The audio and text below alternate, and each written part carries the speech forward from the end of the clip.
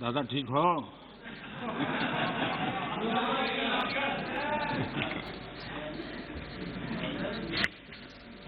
आदरणीय सभापति जी,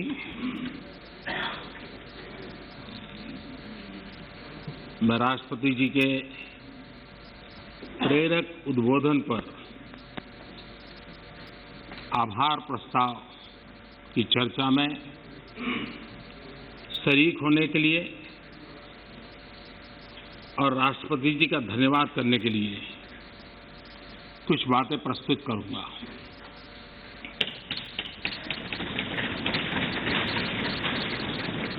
राष्ट्रपति जी का भाषण भारत के 130 करोड़ नागरिकों की संकल्प शक्ति का परिचय है। विकट और विपरीत काल में भी यह देश किस प्रकार से अपना रास्ता चुनता है, रास्ता तय करता है और रास्ते पर अचीव करता हुआ आगे बढ़ता है, ये सारी बातें विस्तार से राष्ट्रपति जी ने अपने अभिभाषण में कही है। उनका एक एक शब्द देशवासियों में एक नया विश्वास पैदा करने वाला है और हर किसी के दिल में देश के लिए कुछ करने की प्रेरणा जगाने वाला है। और इसलिए हम उनका जितना आभार व्यक्त करें उतना कम है। इस सदन में भी 15 घंटे से ज्यादा चर्चा हुई है। रात को 12-12 बजे तक हमारे सभी माननीय सांसदों ने इस चेतना को जगाए रखा है, चर्चा को जीवंत बनाया है, अधिक शार्पन किया है। इस चर्चा में भाग लेने वाले सभी माननीय सदस्यों का मैं हृदय से आभार व्यक्त करता हूं। मैं विशेष रूप से हमारी महिला सांसदों का आभार व्यक्त करना चाहता हूं, क्योंकि इस चर्चा में उनकी भागीदारी भी ज्यादा थी, विचारों की धार भी थी, रिसर्च करके बातें रखने का उनका प्रयास था और अपने आप को इस प्रकार से तैयार करके कि उन्होंने इस सदन को समृद्ध किया है, चर्चा को समृद्ध किया है। और इसलिए उनकी तैयारी, उनके तर्क और उनकी सूझबूझ, इसके लिए मैं विशेष रूप से महिला सांसदों का अभिनंदन करता हूं, उनका आभार व्यक्त करता हूं। आदरणीय अध्यक्ष महोदय, भारत आजादी के 75वें वर्ष एक प्रकार से अभी दरवाजे पर दस्तक दे ही रहे हैं। 75 वर्ष का पड़ाव हर हिंदुस्तानी के लिए गर्व का है और आगे बढ़ने के पर्व का भी है। और इसलिए समाज व्यवस्था में हम कहीं पर भी हो, देश के किसी भी कोने में हो, सामाजिक आर्थिक व्यवस्था में हमारा स्थान कहीं पर भी हो, लेकिन हम सब ने मिलकर के आजादी के इस पर्व से एक नई प्रेरणा प्राप्त करके, नए संकल्प लेकर के 2047 जब देश आजादी के 100 साल मनाएगा, हम उस 100 साल की भारत की आजादी की यात्रा के 25 साल हमारे सामने हैं।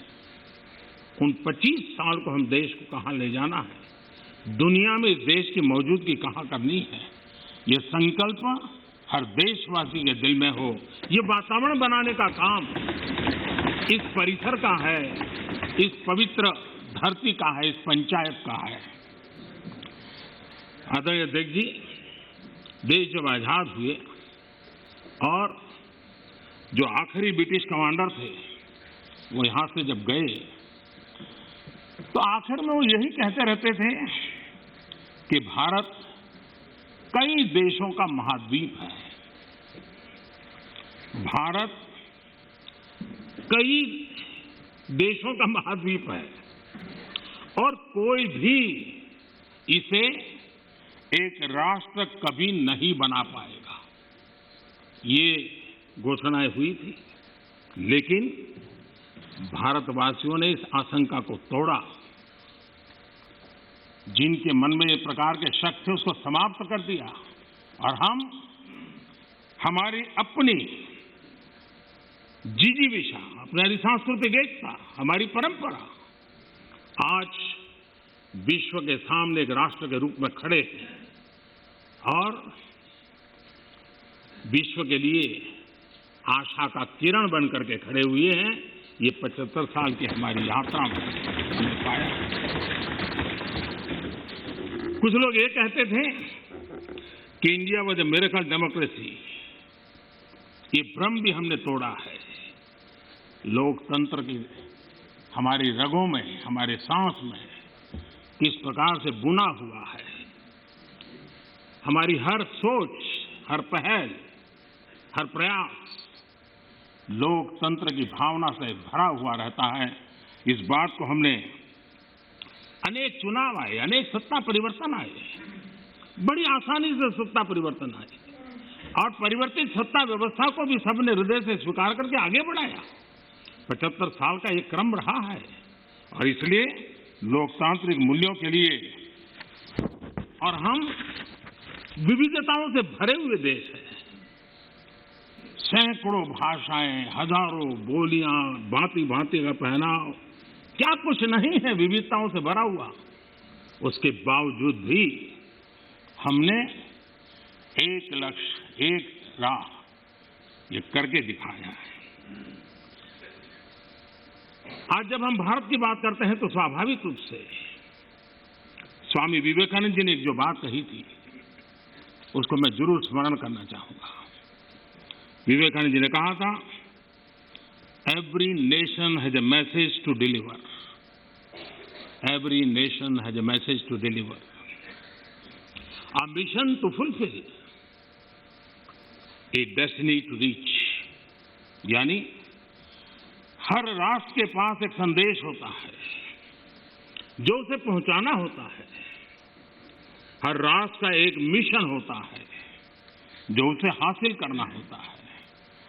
हर राष्ट्र के एक नियति होती है जिसको वह प्राप्त होता है। कोरोना के दरमियान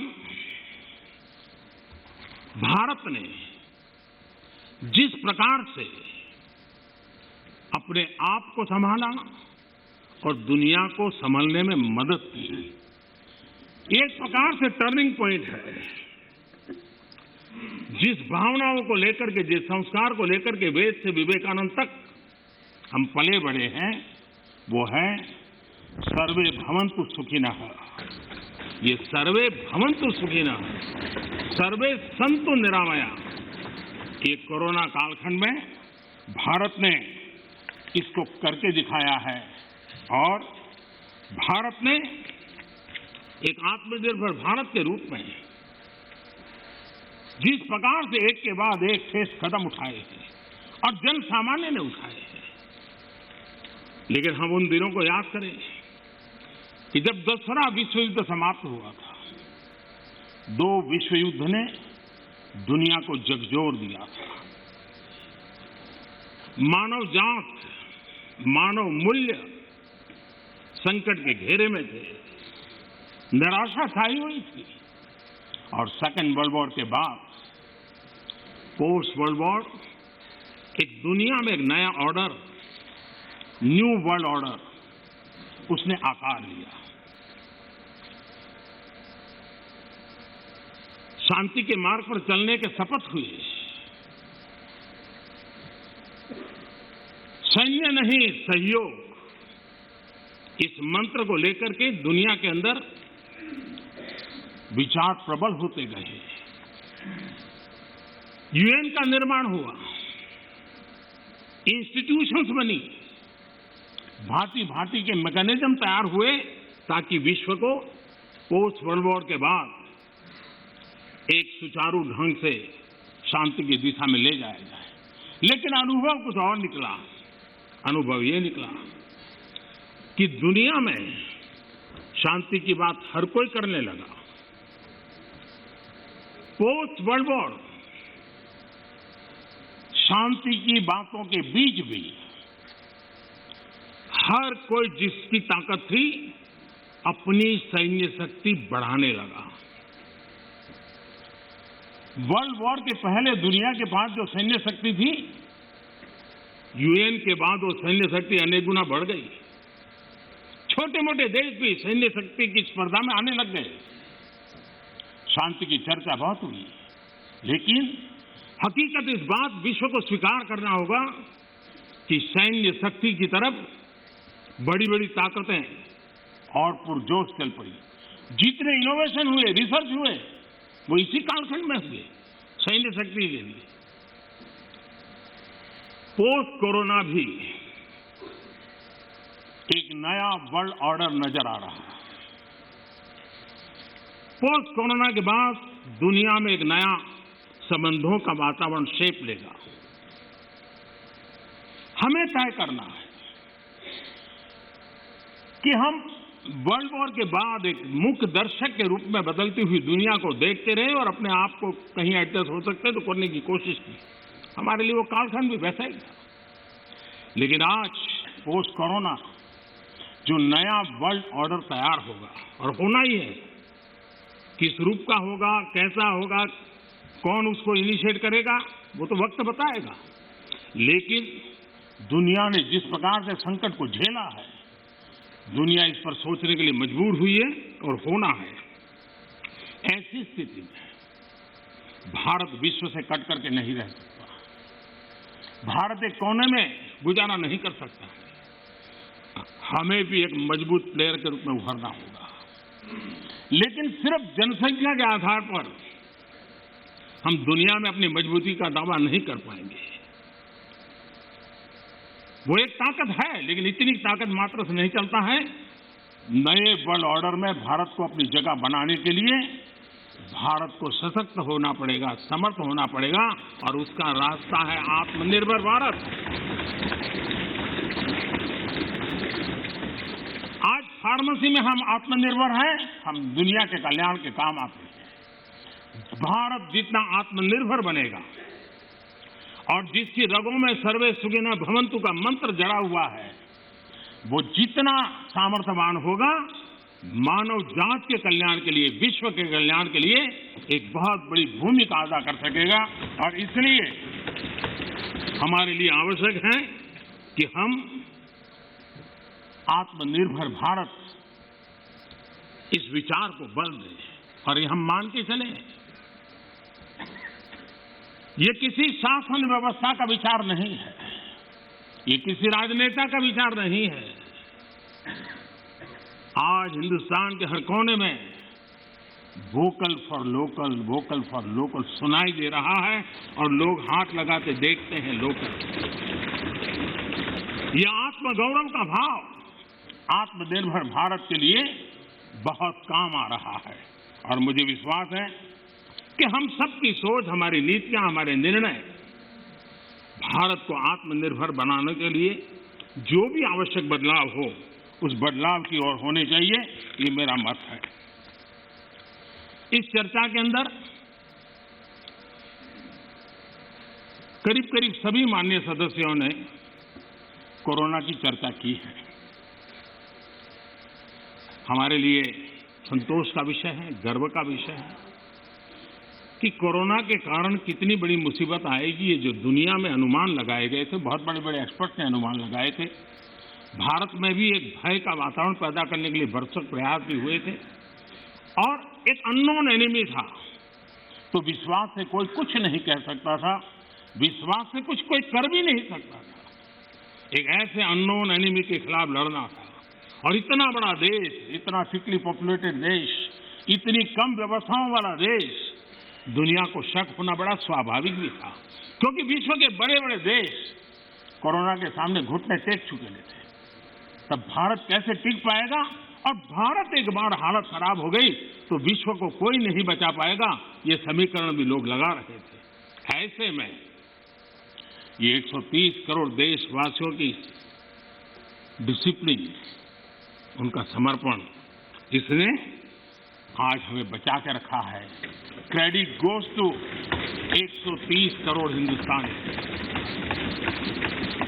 और इसका गौरवगान हमें करना चाहिए। भारत की पहचान बनाने के लिए ये भी एक अवसर है। हम अपने आप को कोसते रह करके कहें दुनिया हमें स्वीकार करे, ये कभी संभव नहीं होता है। हम घर में बैठकर अपनी कमियों के साथ जूझेंगे, कमियों को ठीक करने का प्रयास करेंगे, लेकिन विश्वास के साथ विश्व के सामने जाने का तजुर्बा भी रखेंगे, तब जाकर के दुनिया हमें स्वीकार करे। अगर आप अपने बच्चों को घर में नहीं स्वीकार करते हो, चाहोगे मोहल्ले में बच्चा स्वीकार करे, कोई स्वीकार करे, कोई स्वीकार नहीं करता है। दुनिया का नियम है, और इसलिए हमें इस बात को करना चाहिए। श्रीमान मनीष तिवारी जी ने एक बात कही, उन्होंने कहा भाई भगवान की कृपा है तो कोरोना में हम बच गए।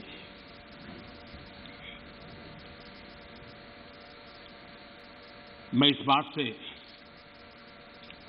जरूर कुछ कहना चाहूंगा। ये भगवान की ही कृपा है जिसके कारण दुनिया इतनी बड़ी हिल गई, हम बच गए, भगवान की क्योंकि वो डॉक्टर, वो नर्स भगवान का रूप बन के आए। क्योंकि वो डॉक्टर, वो नर्स अपने छोटे छोटे बच्चों को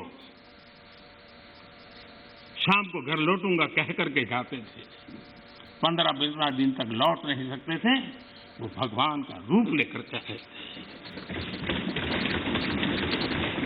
हम कोरोना से जीत पाए क्योंकि ये हमारे सफाई कर्मचारी, मौत और जिंदगी का खेल उनके लिए भी था, लेकिन जिस मरीज के पास कोई नहीं जा सकता था, मेरा सफाई कर्मचारी वहां जाकर के उसको साफ सुथरा रखने का प्रयास करता था।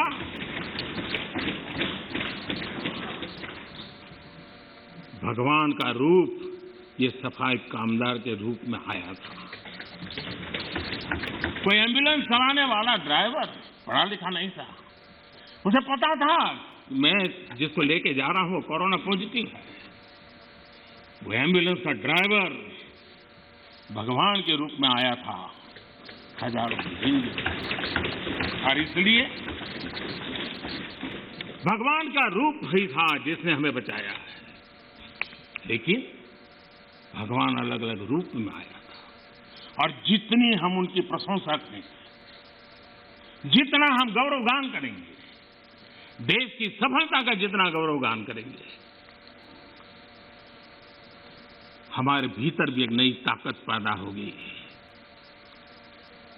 कई कारणों से जिन लोगों के भीतर निराशा फैल चुकी है, उनको भी मैं कहता हूं कि कुछ पल के लिए 130 करोड़ देशवासियों इस पराक्रम को याद कीजिए, आपके अंदर भी ऊर्जा आ जाएगा।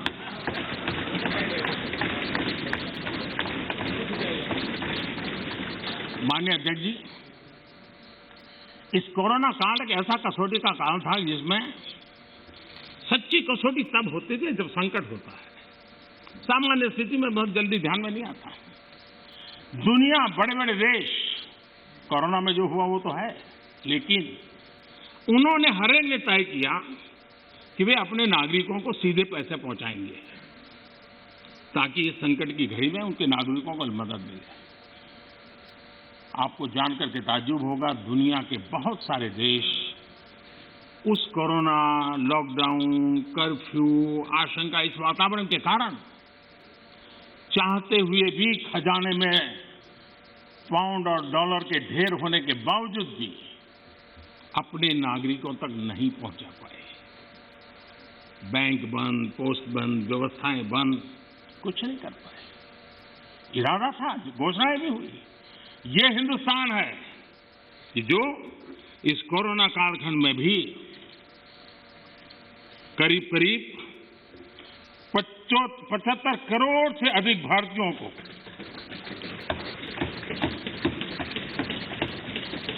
राशन पहुंचा सकता है, 8 महीने तक राशन पहुंचा सकता है। यही भारत है जिसने जनधन, आधार और मोबाइल के द्वारा 2 लाख करोड़ रुपया इस कालखंड में लोगों तक पहुंचा दिया। और दुर्भाग्य देखिए, जो आधार, जो मोबाइल, ये जनधन अकाउंट इतना गरीब से काम आया, लेकिन कभी कभी सोचते हैं कि आधार को रोकने के लिए कौन लोग कोर्ट में गए थे, कौन लोग सुप्रीम कोर्ट के दरवाजे खटखटा रहे थे। मैं कभी कभी हैरान हूं, और आज मैं इस बात को बार बार बोलूंगा, अध्यक्ष जी मुझे क्षमा करना।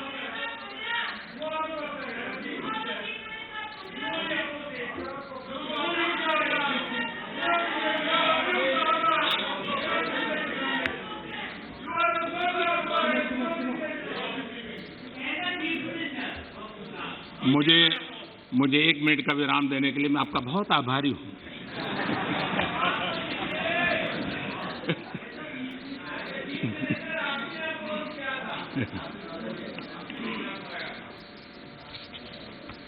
इस शासन में कभी कभी अज्ञान भी बड़ी मुसीबत पैदा करता है।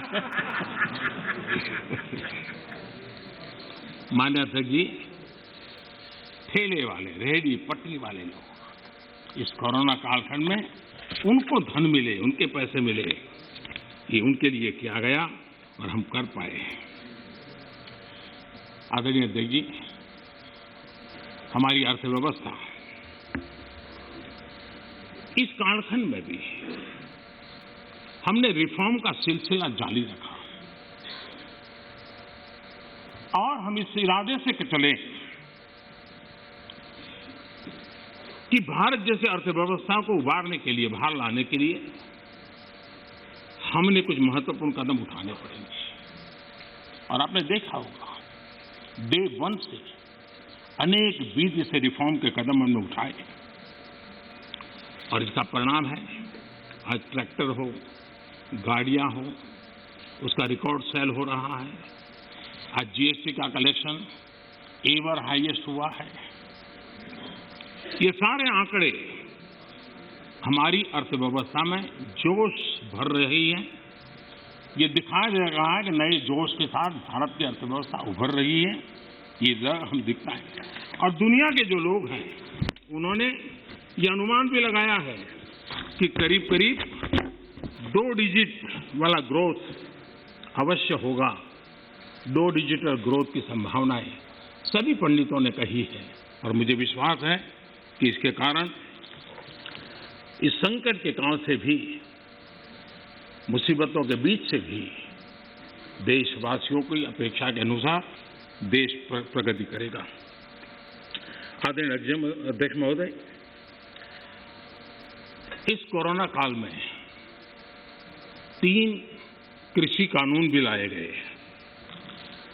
ये कृषि सुधार का सिलसिला बहुत ही आवश्यक है, महत्वपूर्ण है और वर्षों से जो हमारा कृषि क्षेत्र चुनौतियां महसूस कर रहा है, उसको बाहर लाने के लिए हमने निरंतर प्रयास करना ही होगा और उस करने की दिशा में हमने एक ईमानदारी से प्रयास किया है। जो भावी चुनौतियां, जिसको कई विद्वानों ने कहा हुआ है, कोई मेरे शब्द नहीं है, कृषि क्षेत्र की इन भावी चुनौतियों को हमने अभी से डील करना पड़ेगा और उसको करने के दिशे हमने प्रयास किया है। मैं एक देख रहा था कि यहां पर जो चर्चा हुई और विशेष करके हमारे जो कांग्रेस के साथियों ने चर्चा की, मैं ये तो देख रहा था कि वो इस कानून के कलर पर तो बहुत बहस कर रहे थे। ब्लैक है कि व्हाइट है, ब्लैक है कि व्हाइट है। अच्छा होता उसके कंटेंट पर चर्चा करते, अच्छा होता उसके इंटेंट पर चर्चा करते, ताकि देश के किसानों को भी सही चीज पहुंच सकती थी। और मुझे विश्वास है दादा ने भी भाषण किया और मुझे लगता है कि दादा तो बहुत अभ्यास करके आए होंगे, बहुत अच्छी बात बताएंगे, लेकिन वो ज़्यादातर प्रधानमंत्री और उनके साथी बंगाल में यात्रा क्यों कर रहे हैं, कैसे कर रहे हैं, कहाँ जा रहे हैं, उसी में लगे रहे। तो दादा के ज्ञान से हम इस बार वंचित रह गए। खैर, चुनाव के बाद अगर आपके पास मौका होगा तो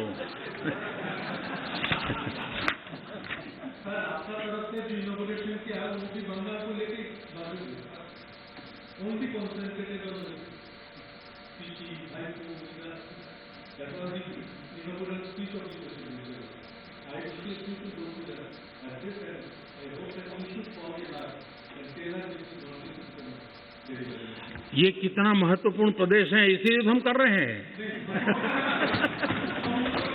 हाँ, आप लोगों ने इसको इतना पीछे छोड़ दिया, हम तो इसको प्रमुखता देना चाहते हैं।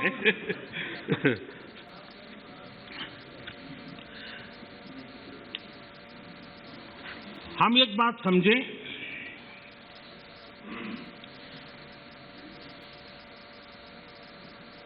जहां तक आंदोलन का सवाल है, दिल्ली के बाहर हमारे जो किसान भाई बहन बैठे हैं, जो भी गलत धारणाएं बनाई गई, जो अफवाहें फैला गई, उसके शिकार हुए हैं।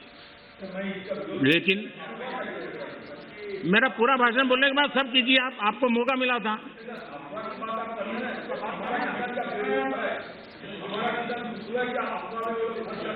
आप तो ऐसे शब्द उनके लिए बोल सकते हैं, हम नहीं बोल सकते, हम नहीं बोल सकते हैं। श्रीमान किसान हमारे कैलाश चौधरी जी ने और हमारे ये समय बोलते ही रहेंगे क्या? माननीय, आपको पर्याप्त समय, पर्याप्त अवसर दिया था, आपने पूरी बात कही, उस समय किसने टोका टोकी नहीं की। प्लीज आप मत। माननीय प्रधानमंत्री, माननीय निरंजन जी, प्लीज।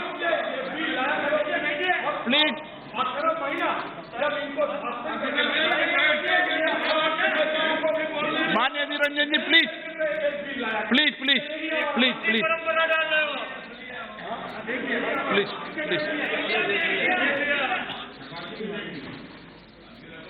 देखिए, मैं कितनी सेवा करता हूँ आपकी। आपको जहाँ रजिस्टर करवाना था हो गया।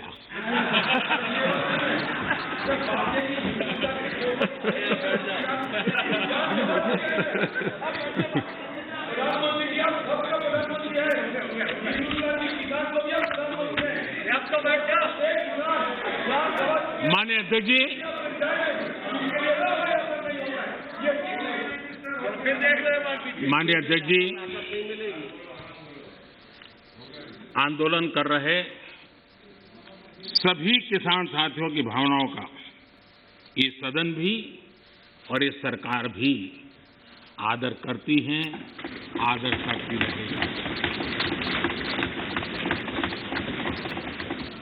और इसीलिए सरकार के वरिष्ठ मंत्री, जब ये आंदोलन पंजाब में था तब भी और बाद में भी, लगातार उनसे वार्ता कर रहे हैं, किसानों के प्रति सम्मान भाव के साथ कर रहे हैं, आदर भाव के साथ कर रहे हैं। और इसलिए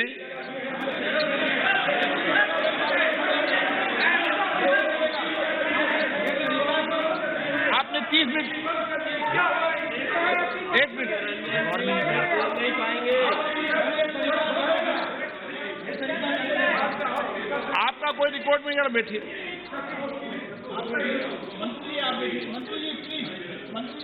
अधीर बाबू, कुछ कहना है तो और?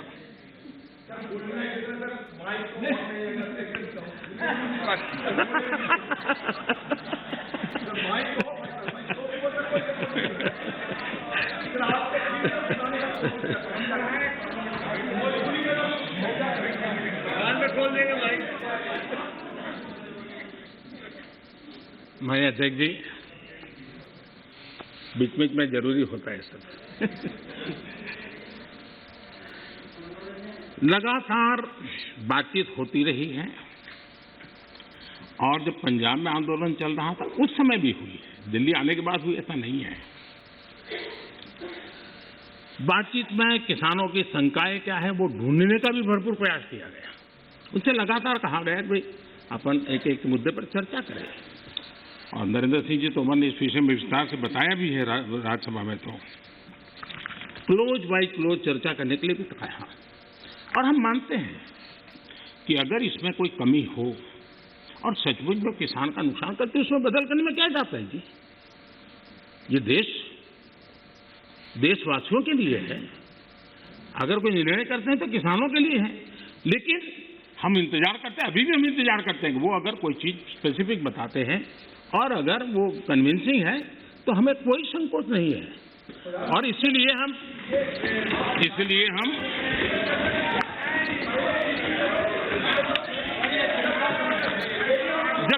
जब वो पंजाब में थे, आपने अपनी बात कह चुके हैं।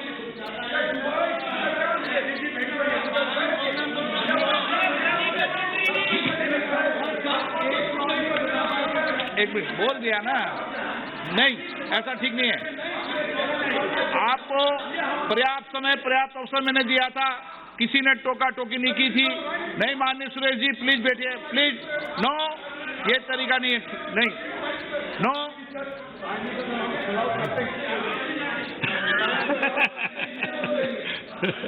चलिए, ये क्रेडिट भी आपने मुझे दे दी।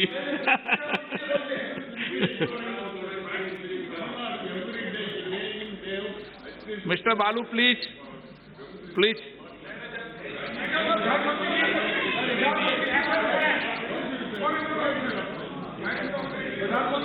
नो, नो, प्लीज आप बैठिए। आपको किसने कहा?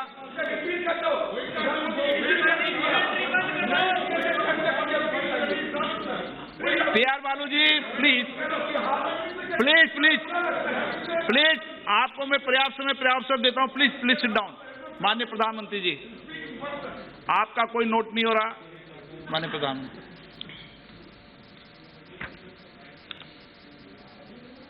ये ऑर्डिनेंस के द्वारा ये तीनों कानून लागू किए गए थे, बाद में पार्लियामेंट में भी पारित हुए।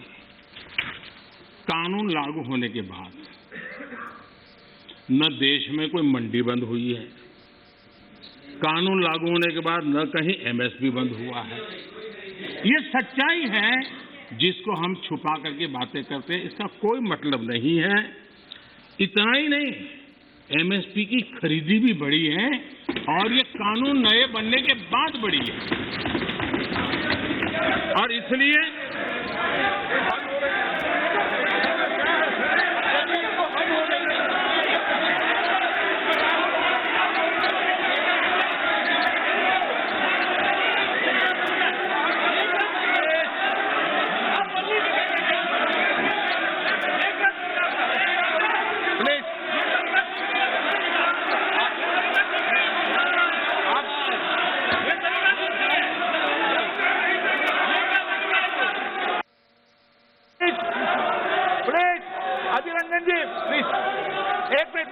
बैठिए, बैठिए, बैठिए, आसन पे बैठिए।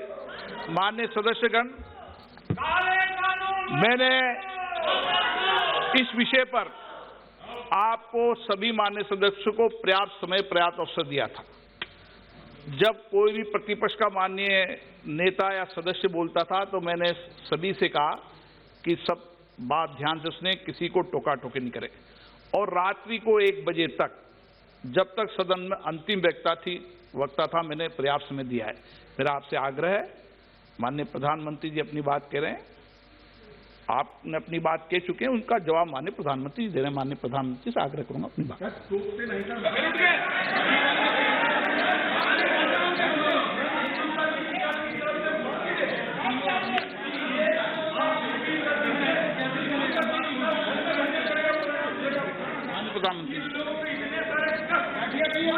माननीय अध्यक्ष जी, ये हो हल्ला, ये आवाज, ये रुकावटें डालने का प्रयास एक सोची समझी रणनीति के तहत है। और सोची समझी रणनीति ये है कि जो झूठ फैलाया है जो अफवाहें फैलाई हैं उसका पर्दाफाश हो जाएगा, सत्य वहां पहुंच जाएगा तो उनका टिकना भारी हो जाएगा। और इसलिए हो हल्ला करते रहो, जैसा बाहर करते रहो अंदर भी करते रहो, यही खेल चलता रहा है। लेकिन इससे कभी भी आप लोगों का विश्वास नहीं जीत पाओगे, मान के चलो। माननीय अध्यक्ष जी, ऑर्डिनेंस के बाद और पार्लियामेंट में कानून बनने के बाद किसी भी किसान से मैं पूछना चाहता हूं कि पहले जो हक उनके पास थे, जो व्यवस्थाएं उनके पास थी, उसमें से कुछ भी इस नए कानून ने छीन लिया है क्या? इसकी चर्चा, उसका जवाब कोई देता नहीं है। सब कुछ वैसा का वैसा वो है पुराना। क्या हुआ है? एक अतिरिक्त विकल्प व्यवस्था मिली है, वो भी क्या कंपलसरी है? किसी कानून का विरोध तो तब मायना रखता है कि जब वो कंपलसरी हो। ये तो ऑप्शनल है। आपको मर्जी पड़े यहां जाना है जाइए, आपको मर्जी पड़े वहां नहीं जाना है वहां जाइए, जहां ज्यादा फायदा हो वहां किसान चला जाए, ये व्यवस्था की गई है। और इसलिए प्लीज अधीर रंजन जी, अब ज्यादा हो रहा है। अधीर रंजन जी प्लीज, अब ज्यादा हो रहा है, अब ज्यादा हो रहा है। मैं आपका रिस्पेक्ट करने वाला इंसान हूं और मैंने पहले कह दिया, आपने जितना किया जहां रजिस्टर होना हो गया। और बंगाल में भी टीएमसी से ज्यादा पब्लिसिटी आपको मिल जाएगी। बाबा क्यों इतना है? हाँ दादा, देखो मैं बता दिया, चिंता मत करो, मैंने बता दिया।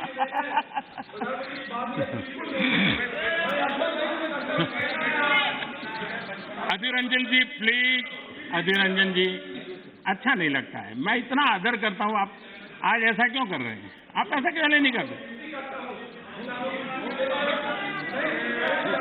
अरे भाई, हद से ज्यादा क्यों कर रहे हैं आप? Please Adhir Ranjan ji please. माननीय सदस्य दादा प्लीज। ये नए कानून अध्यक्ष जी किसी भी के लिए बंधन करता नहीं है। ऐसे कानून है, उनके लिए ऑप्शन है, और जहां ऑप्शन है वहां विरोध के लिए कोई कारण ही नहीं बनता। हाँ, ऐसा कोई कानून जो ऐसे थोप दिया हो उसके लिए विरोध का कारण बनता है। और इसलिए मैं कहता हूं लोगों को, और मैं देख रहा हूं आंदोलन का एक नया तरीका है। क्या तरीका है? आंदोलनकारी जो होते हैं वो ऐसे तरीके नहीं अपनाते। आंदोलन जीवी होते हैं वो ऐसे तरीके अपनाते हैं, और वो कहते हैं ऐसा हुआ तो ऐसा होगा, ऐसा होगा तो ऐसा होगा, ऐसा होगा तो ऐसा होगा। अरे भाई, जो कुछ हुआ ही नहीं, जो होना नहीं है, उसका भय पैदा कर करके, और पिछले कई सालों से लगातार सुप्रीम कोर्ट का एक जजमेंट आ जाए, कोई निर्णय नहीं हुआ है, और एकदम से तूफान खड़ा कर दिया जाए, आग लगा दी जाए देश में। ये जो तौर तरीके हैं, उन तौर तरीके जो भी लोकतंत्र में विश्वास करते हैं, जो भी अहिंसा में विश्वास करते हैं, उन सबके लिए चिंता का विषय होना चाहिए। ये सरकार की चिंता का नहीं, देश की चिंता का विषय होना चाहिए।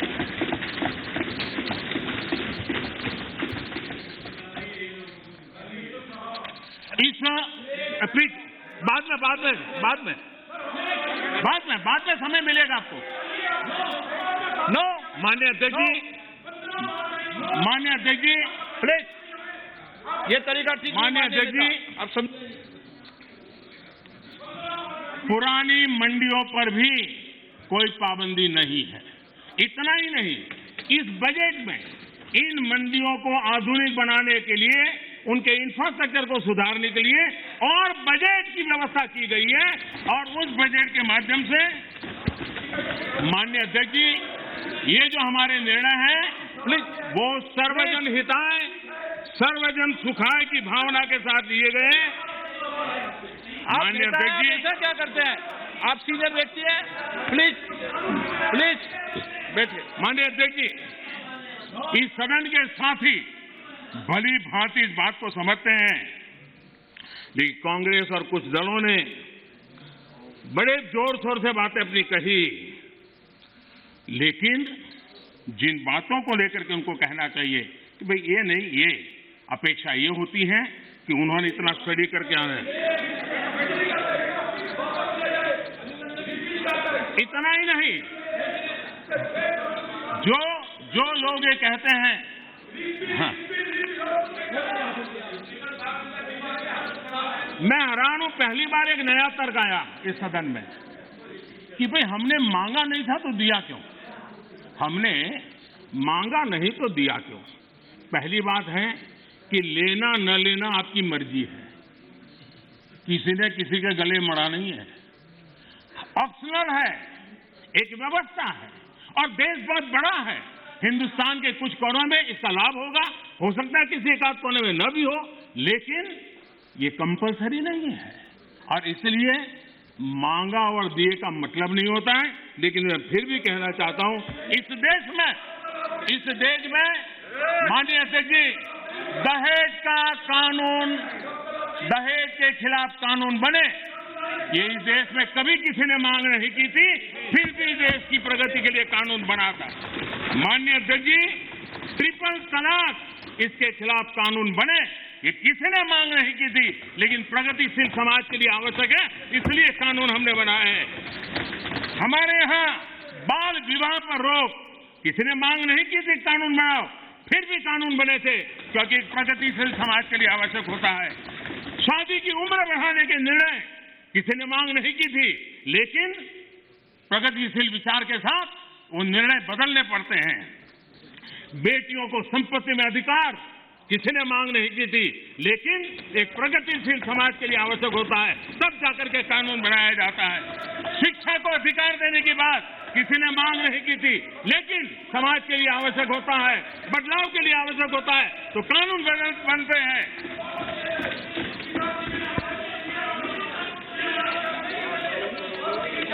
क्या कभी भी इतने सुधार हुए, बदलते हुए समाज ने इसको स्वीकार किया कि नहीं किया, ये दुनिया पूरी तरह जानती है। माननीय अध्यक्ष जी, आप जानते हैं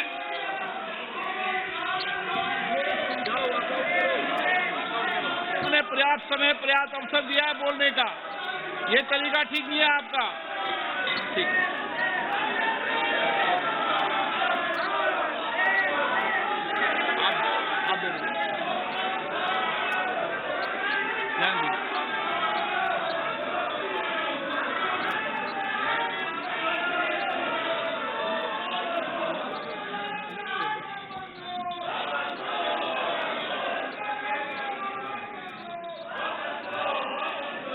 माननीय अध्यक्ष जी, हमें मानते थे कि हिंदुस्तान की बहुत पुरानी पार्टी कांग्रेस पार्टी, जिसने करीब करीब 6 दशक तक इस देश में एक चक्री शासन किया, ये पार्टी का ये हाल हो गया है कि पार्टी का राज्यसभा का तबका एक तरफ चलता है और पार्टी का लोकसभा का तबका दूसरी तरफ चलता है। ऐसी डिवाइडेड पार्टी, ऐसी confuse party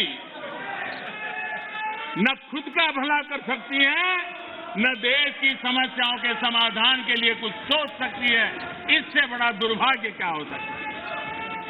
Congress party Rajya Sabha में भी है, कांग्रेस पार्टी के वरिष्ठ नेता राज्यसभा में बैठे हैं, लेकिन वो एक बहुत आनंद और उमंग के साथ वाद विवाद करते हैं, विस्तार से चर्चा करते हैं, अपनी बात रखते हैं, और ये ही कांग्रेस पार्टी का दूसरा तबका अब समय तय करेगा। माननीय अध्यक्ष जी, ईपीएफ पेंशन योजना, हमें मालूम है कभी ऐसे केसेस मेरे सामने आया जब 2014 के बाद में आया बेटा, किसी को पेंशन 7 रुपये मिल रही थी, किसी को 25 रुपये, किसी को 50 रुपये, किसी को 250 रुपये, ये देश में चलता था। मैंने कहा भाई इन लोगों को ऑटो रिक्शा में वो पेंशन लेने जाने का भी खर्चा उससे ज्यादा होता होगा। किसी ने मांग नहीं थी, किसी मजदूर संगठन ने मुझे आवेदन पत्र नहीं दिया था। माननीय अध्यक्ष जी, उसमें से बाहर ला करके मिनिमम 1000 रुपये देने का निर्णय हमने किया था, किसी ने मांगा नहीं। मुझे किसी भी किसान संगठन ने इस देश के छोटे किसान को कुछ सम्मान पैसे मिले इसकी व्यवस्था किसी ने मांग नहीं की थी, लेकिन हमने प्रधानमंत्री सम्मान निधि योजना के तहत उनको हमने धन सामने से देना शुरू किया। माननीय अध्यक्ष जी, कोई भी आधुनिक समाज के लिए परिवर्तन बहुत आवश्यक होता है। हमने देखा है जिस प्रकार से उस कालखंड में विरोध होता था, लेकिन राजा राममोहन राय जी जैसे महापुरुष, ईश्वर चंद्र विद्यासागर जी जैसे महापुरुष, ज्योतिबा फुले जैसे महापुरुष, बाबा साहब आंबेडकर, कितने अनगिनत नाम हैं। उन्होंने समाज के सामने उल्टे प्रवाह में सामने होकर के समाज सुधार का बीड़ा उठाया था, व्यवस्थाएं बदलने के लिए बीड़ा उठाया। और कभी ने तो किसी ने जिम्मेवारियां लेनी होती हैं। हाँ, ऐसी चीजों का शुरू में विरोध होता है, जब बात सत्य पहुंचता है तो लोग इसको स्वीकार भी कर लेते हैं। और हिंदुस्तान इतना बड़ा देश है, कोई भी निर्णय 100% सबको स्वीकार्य होगा संभव ही नहीं हो सकता है। ये देश विविधताओं से भरा हुआ है।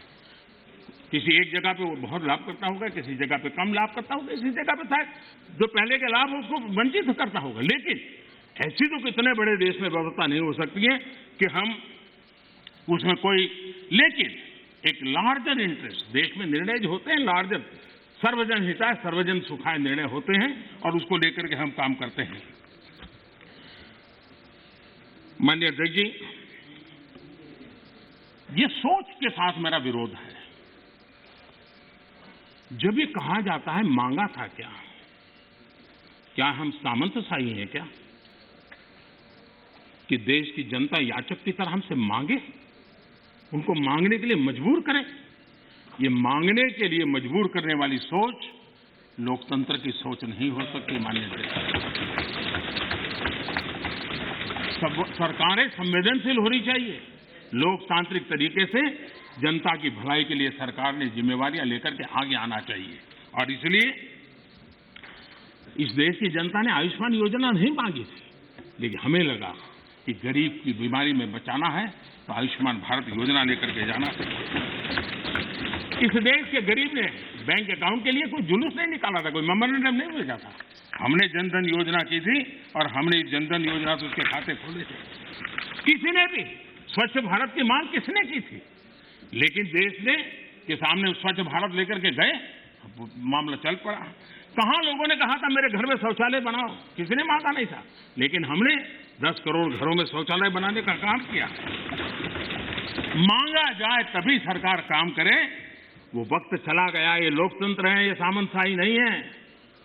हम लोगों ने लोगों की संवेदनाओं को समझ करके हमने सामने से देना चाहिए। नागरिकों को याचक बना करके हम नागरिकों का आत्मविश्वास नहीं बढ़ा सकते हैं। हमने नागरिकों को अधिकार देने के दिशा में आगे बढ़ते रहना चाहिए। नागरिक को याचक बनाने से नागरिक का आत्मविश्वास खत्म हो जाता है। नागरिक का सामर्थ्य पैदा करने के लिए, उसका आत्मविश्वास पैदा करने के लिए हमारे कदम होने चाहिए और हमने इस दिशा में कदम उठाए हैं।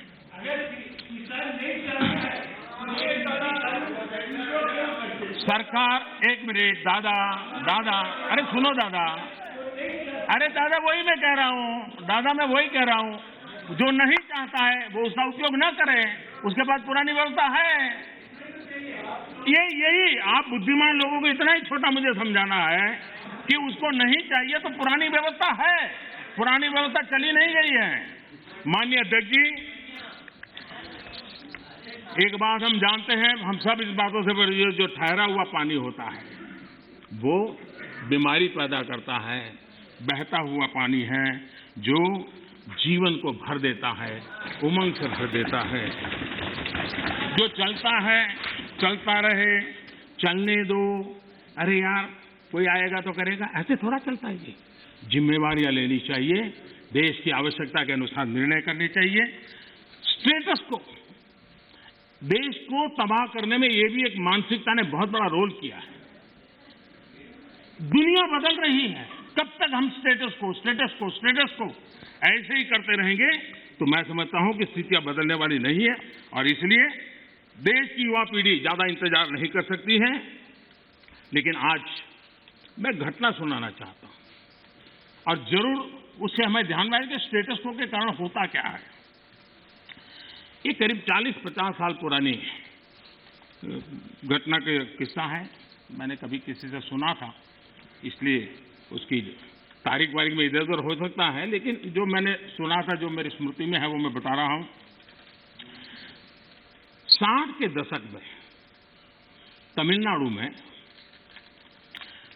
राज्य के कर्मचारियों के तनख्वाह बढ़ाने के लिए कमीशन बैठा था और राज्य के कर्मचारियों का वेतन बढ़े, इसके लिए उस कमीशन का काम था।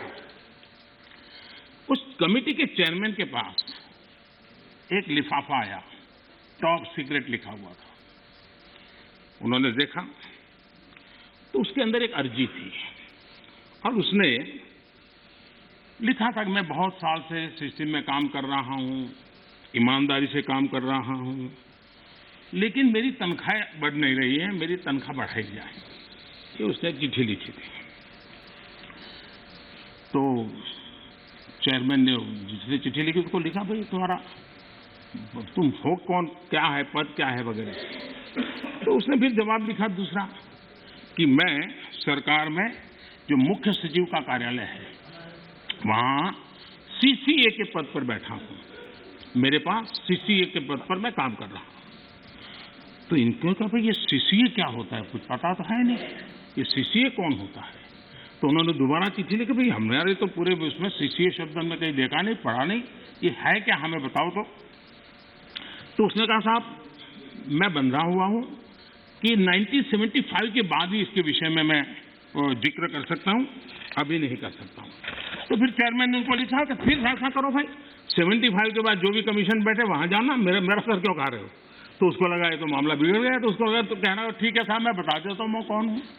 तो उसने उनको चिट्ठी लिख के बताया कि साहब मैं जो हूं वो सीसीए के पद पर कई वर्षों से काम कर रहा हूं और मुख्य सचिव के कार्यभार। तो बोले सीसीए का मतलब होता है Churchill cigar assistant, Churchill cigar assistant, ये सीसीए का पद है जिस पर मैं काम करता हूं। तो है क्या। तो 1940 में जब चर्चिल ब्रिटेन के प्रधानमंत्री बने थे तो त्रिची सागर हमारे यहां से सिगार जाती थी उनके लिए, और इस सीसीए जो था उसका काम था वो सिगार उनको सही पहुंची कि नहीं पहुंची इसकी चिंता करना, और इसके लिए पद बनाया गया था। वो सिगार की सप्लाई होती थी। 1945 में वो चुनाव हार गए, लेकिन फिर भी वो पद बना रहा और सप्लाई भी जारी रही। देश आजाद हो गया। देश आजाद होने के बाद इसके बाद भी माननीय अध्यक्ष जी ये पद कंटिन्यू था। चर्चिल को सिगरेट पहुंचाने की जिम्मेवारी वाला एक पद मुख्य सचिव के कार्यालय में चल रहा था, और उसने अपने लिए कुछ तनख्वाह मिले, कुछ प्रमोशन मिले, इसके लिए उसे चिट्ठी लिखी थी। अब देखिए ऐसा स्टेटस को अगर हम बदलाव नहीं करेंगे, व्यवस्थाओं को देखेंगे नहीं, तो ये उससे बड़ा क्या उदाहरण हो सकता है। मैं जब मुख्यमंत्री बना तो एक रिपोर्ट आती थी कि आज कोई बलून नहीं आया और कोई पर्चे नहीं फेंके गए। ये सेकंड वर्ल्ड वॉर के समय शायद शुरू हुआ होगा, अभी भी वो चलता था। यानी ऐसी चीजें हमारी व्यवस्था में घुसी हुई हैं। हमें लगता है कि भाई रिबन काटेंगे, दिया जलाएंगे, फोटो निकल जाएगी, हमारा काम हो गया। देश ऐसे नहीं चलता है।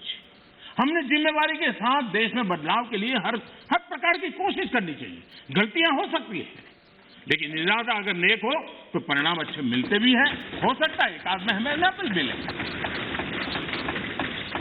आप देखिए हमारे देश में एक समय था कि किसी को अपना सर्टिफाई कराना है तो कॉर्पोरेटर काउंसिलर उसके घर के बाहर सुबह क्यों लग जाती थी, और जब तक वो थप्पा न मारे, और मजा है कि वो तो नहीं मारता था, एक लड़का बाहर बैठता था वो सिक्का मार देता था और देते। अब चल रहा था। मैंने कहा इसकी क्या मतलब है, हम भरोसा करें देश के नागरिक पर। मैंने आकर के वो अटेस्ट करने वाली सारी प्रथा को खत्म कर दिया, देश के लोगों को लाभ हुआ। हमने बदलाव के लिए काम करना चाहिए, सुधारों के लिए काम करना चाहिए। अब हमारे यहाँ इंटरव्यू होते थे, मैं अभी भी हैरान हूं जी। एक व्यक्ति एक दरवाजे से अंदर आता है, 3 लोगों की पैनल बैठी है, उसका मुंह देखने नाम भी पूरा पूछते नहीं, 30 सेकंड में निकल जाता है। हजारों और वो इंटरव्यू कॉल होता है और फिर ऑर्डर दिए जाते हैं। हमने कहा भाई क्या मतलब है, और उसका जो एजुकेशन क्वालिफिकेशन है उसके सारे इकट्ठा करो, मेरिट के आधार पर कंप्यूटर को पूछो, वो जवाब दे देगा। ये तीसरे और चौथे श्रेणी के लोगों के लिए इंटरव्यू का क्या जमाल बनाया हुआ है, और लोग कहते थे भाई सिफारिश के बिना नौकरी नहीं मिलेगा। हमने खत्म कर दिया। मैं समझता हूं कि देश में हम चीजों को बदलने से, असफलता के डर से अटक के रहना, ये कभी भी किसी का भला नहीं करता है। हमने बदलाव करने चाहिए और बदलाव करने का प्रयास हम करते हैं। माननीय अध्यक्ष जी, हमारे यहाँ खेती, हमारे यहाँ किसानी एक प्रकार से हमारी संस्कृति की मुख्य धारा का हिस्सा रही है। एक प्रकार से हमारी संस्कृति के प्रवाह के साथ हमारी किसानी जुड़ी हुई है। हमारे ऋषियों ने, मुनियों ने इस पर बहुत कुछ लिखा हुआ है, ग्रंथ अवेलेबल है हमारे यहाँ कृषि के संबंध में, बहुत सारे उत्तम अनुभव भी हैं। और हमारे यहाँ राजा भी खेतों में हल चलाते थे। जनक राजा की बात तो हम जानते हैं, कृष्ण भगवान के भाई बलराम की बात हम जानते हैं। कोई भी बड़ा परिवार होगा, हमारे यहाँ किसानी और खेती, ये हमारे देश में सिर्फ कल्टीवेशन ऑफ क्रॉप नहीं, हमारे यहाँ एग्रीकल्चर एक प्रकार का समाज जीवन के कल्चर का हिस्सा रहा हुआ है, और उसी हिस्सों को लेकर के हम करें। और ये हमारी संस्कृति है, हमारे पर्व हो, त्योहार हो, हमारे गीत हो, सब चीजें फसल बोने के समय के साथ या फसल काटने के साथ जुड़ी हुई रहती है। ये हमारी यहाँ परंपरा रही है। हमारे जितने लोकगीत हैं वो भी किसानी से जुड़े हुए होते हैं, फसल से जुड़े। हमारे त्योहार भी उसी से जुड़े हुए रहते हैं। और इसलिए, और हमारे देश की विशालता देखिए, हमारे यहाँ किसी को आशीर्वाद देते हैं, शुभकामना देते हैं, तो उसके साथ धन धान्य शब्द उपयोग करते हैं। धन धान्य, धन और धान्य को हमारे यहाँ अलग नहीं करते हैं। सिर्फ धान्य भी नहीं बोलता है कोई, सिर्फ धन भी नहीं होता, धन धान्य बोला जाता है। हमारे यहाँ धान्य का ये मूल्य, ये महत्व समाज जीवन का हिस्सा है। और जो स्थितियां बदली हैं, तो हमने भी उसको फिर से एक पटरी पर लाने के लिए प्रयास करने की आवश्यकता है।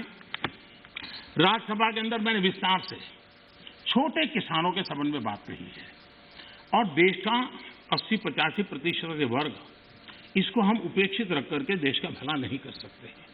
हमने उसके लिए कुछ सोचना ही होगा, और बड़ी नक्करता के साथ हमने सोचना होगा। और मैंने गिन करके बताया है कि छोटे किसानों की कैसी उपेक्षा हुई है, किसानों के नाम पे हुई है। उसमें एक बदलाव बहुत जरूरी है, और आपको भी, ये छोटा किसान जाग जाएगा तो जवाब आपको भी देना पड़ेगा, ये मैं पूरी तरह समझता हूं। हमारे यहाँ जैसे जैसे आबादी बढ़ रही है, जमीन का टुकड़ा छोटा होता जा रहा है, परिवार के अंदर जमीन जो है बढ़ जाती है। चौधरी चरण सिंह जी ने तो एक जगह पे ये कहा हुआ है कि हमारे यहाँ किसान इतना जमीन की मालिकी उसकी कम हो रही है कि वो स्थिति ऐसी आएगी कि वो अपने खेत में ही ट्रैक्टर को टर्न करना होगा तो नहीं कर पाएगा, इतना भी जमीन का टुकड़ा होगा। चौधरी चरण सिंह जी के शब्द है।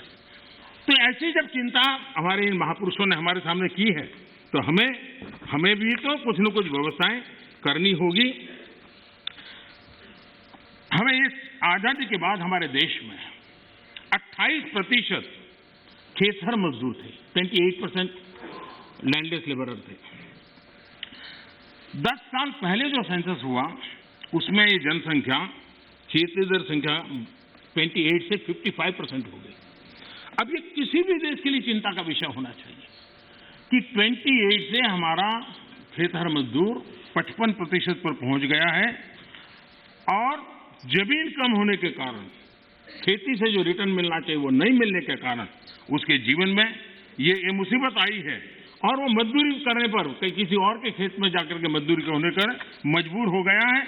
और दुर्भाग्य है कि हमारे देश में खेती में निवेश जो होना चाहिए वो नहीं हो रहा है।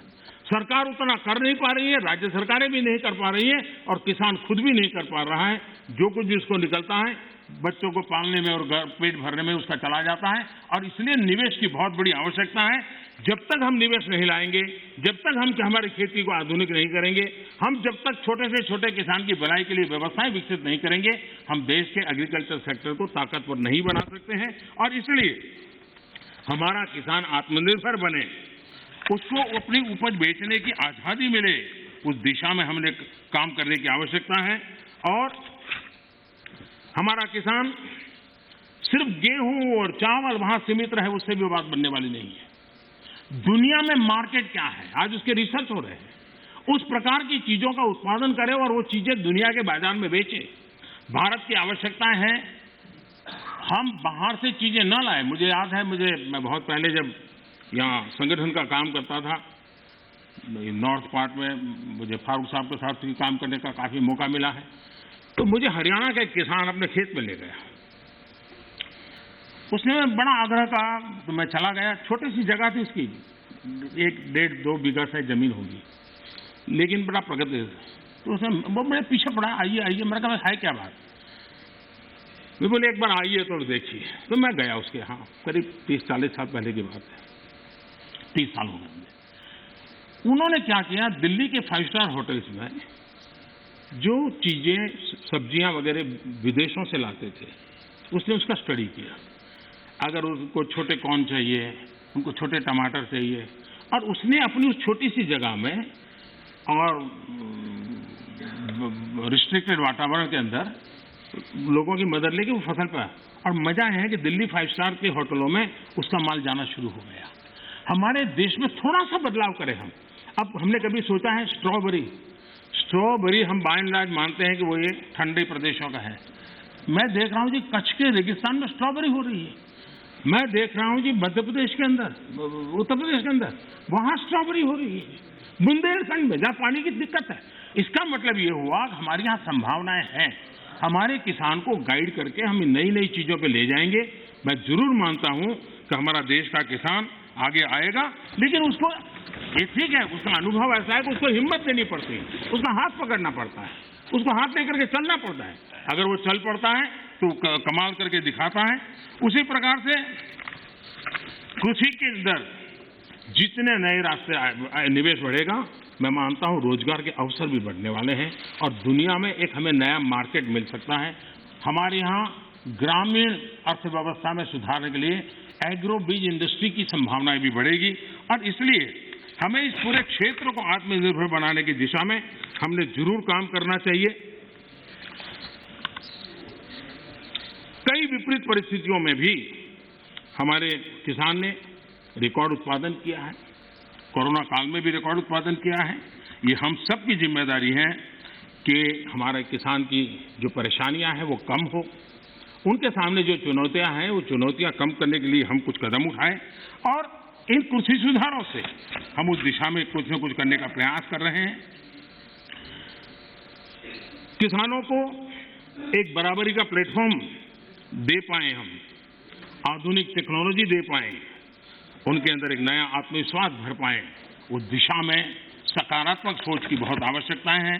पुरानी सोच, पुराने मानदंड अब किसानी का भला कर पाते तो बहुत पहले कर पाते। सेकंड ग्रीन रिवॉल्यूशन की हम बातें कर ली, हम एक नए तौर तरीके लिए आगे बढ़ने की और सबको चिंतन के लिए राजनीति का विषय नहीं होना चाहिए। ये देश की भलाई के लिए बहुत आवश्यक है। मिल बैठ करके उसको हमने सोचना चाहिए। सभी दल चाहे सत्ता में हो या विपक्ष में, ये हम सबका दायित्व है और हमें 21वीं सदी में 18वीं शताब्दी की सोच से हमारे एग्रीकल्चर सेक्टर को हम उसकी चुनौतियों को पूरा नहीं कर सकते हैं। उसी को हमने बदलना होगा। कोई नहीं चाहता है कि हमारा किसान गरीबी के चक्कर में फंसा रहे, उसको जिंदगी जीने का हक न मिले। मैं मानता हूं कि उसको आश्रित रहना न पड़े, उसको पराधीन न रहना पड़े, सरकारी टुकड़ों पर पलने के लिए मजबूर न होना पड़े। ये जिम्मेवारी भी हम सबकी है और उस जिम्मेवारी को निभाना, हमारे अन्नदाता समृद्ध हो, हमारा अन्नदाता कुछ न कुछ और ज्यादा देश के लिए कर सकें, उसके लिए अगर हम अवसर देंगे तो बहुत सारी। सरदार वल्लभ भाई पटेल एक बात कहते थे, वो कहते थे स्वतंत्रता प्राप्ति के बाद भी यदि परतंत्रता की दुर्गंध आती रहे तो स्वतंत्रता की सुगंध नहीं फैल सकती। जब तक हमारे छोटे किसान को नए अधिकार नहीं मिलते तब तक पूर्ण आजादी की उनकी बात अधूरी रहेगी और इसलिए बड़ा बदलाव कर करके हमको हमारे इन किसानों को एक लंबी यात्रा के लिए तैयार करना होगा और हम सबको मिलकर के करना होगा। गलत कुछ करने के इरादे से जब नहीं होना चाहिए, अच्छा करने के इरादे से होना चाहिए, किसी की भलाई करने के लिए होना चाहिए। हमारी सरकार ने छोटे किसानों के लिए हर कदम को आप देखेंगे तो छोटे किसानों को हमने बीज से लेकर के बाजार तक पिछले 6 वर्षों में अनेक ऐसे इंटरवेंशन किए हैं जो छोटे किसान की मदद कर सकते हैं, छोटा किसान का लाभ सकते हैं। अब जैसे डेयरी सेक्टर और कोऑपरेटिव सेक्टर सशक्त भी हैं और उसका एक मजबूत वैल्यू चेन भी बना है और सरकार की दखल कम से कम है, फिर भी वो अपने मजबूती पर आया है। हम धीरे धीरे फल फूल सब्जी की तरफ बल दे सकते हैं और उसके बाद धान्य की तरफ दे सकते हैं। हम बहुत ताकतवर बना सकते हैं। हमारे पास मॉडल है, सफल मॉडल है। उन सफल मॉडल का हमने प्रयोग करना चाहिए। हमने उनको वैकल्पिक बाजार देना चाहिए। दूसरा एक महत्वपूर्ण काम जो हमने किया है 10,000 फार्मर्स प्रोड्यूसर ऑर्गेनाइजेशन, ये किसानों के लिए, छोटे किसानों के लिए एक बहुत बड़ी ताकत के रूप में उभरने वाले हैं। और जहां जहां महाराष्ट्र में विशेष प्रयोग हुआ है एफपीओ बनाने का, कई और राज्यों ने भी, केरल में भी कम्युनिस्ट पार्टी के लोग काफी मात्रा में एफपीओ बनाने काम में लगे हुए हैं।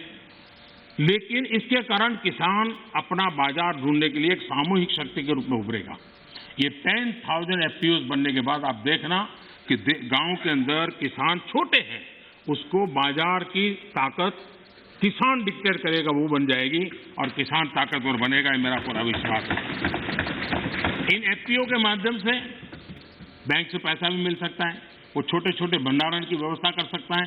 अगर वो थोड़ी ताकत ज्यादा इकट्ठी करे तो छोटे छोटे कोल्ड स्टोरेज भी बना सकता है।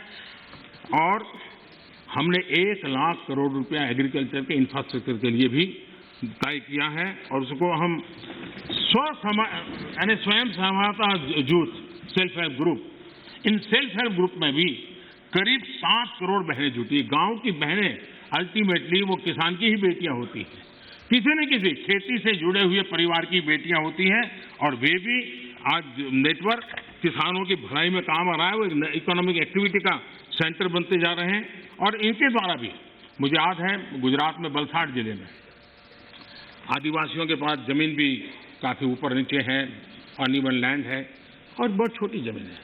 हमने एक बाड़ी प्रोजेक्ट किया था और अब्दुल कलाम जी एक दिन अपना जन्मदिन वहां मनाने के लिए आए थे। उन्होंने कहा मुझे कोई प्रोटोकॉल नहीं चाहिए, मैं इन किसानों के साथ रहना चाहता हूं। बड़ा सक्सेसफुल प्रयोग था। महिलाएं काफी काम करती थी आदिवासी बेल्ट के अंदर और मशरूम, काजू वो गोवा की बराबरी का काजू पैदा करने लग गए थे और उन्होंने मार्केट प्राप्त किया था। छोटे किसान थे, छोटी जगह थी, लेकिन प्रयत्न किया तो परिणाम मिला और अब्दुल कलाम जी ने इसके विषय में लिखा भी है, उन्होंने आकर के देखा था। तो मैं कहता हूं कि हमने नए प्रयासों की दिशा में जाना चाहिए।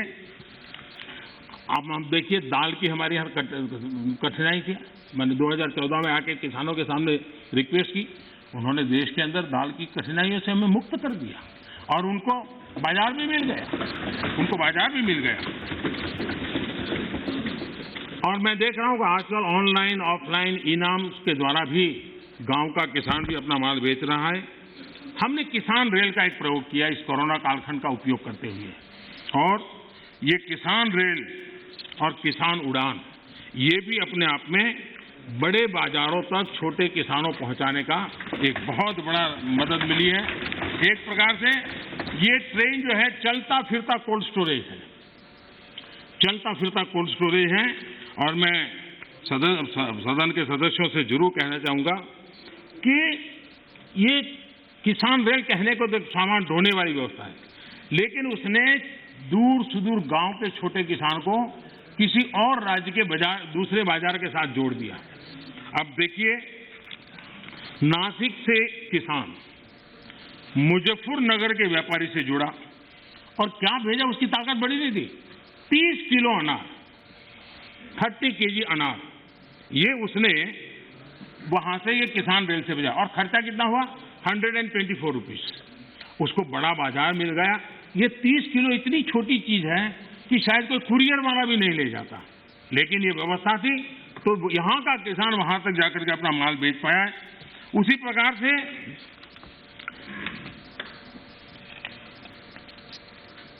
जो भी उसको सुविधा मिलती है, वो चाहे अंडे, मैंने देखा है कि अंडे किसी ने भेजे और अंडे भी उसको करीब 60 रुपया खर्चा हुआ भेजने का, और उसके अंडे पहुंच गए, समय पर पहुंच गए, उसका माल बिक गया।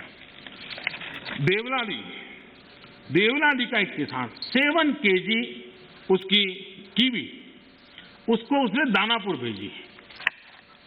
भेजने का खर्चा 60 रुपीज हुआ, लेकिन उसको 7 किलो की कीवी का अच्छा बाजार मिला और दूसरे राज्य में जाकर के मिला। किसान रेल लगती छोटी बात है, लेकिन कितना बड़ा परिवर्तन कर सकती है, इसका हम नमूना देखते हैं। माननीय अध्यक्ष जी, चौधरी चरण सिंह जी ने एक किताब लिखी है, भारत की अर्थनीति।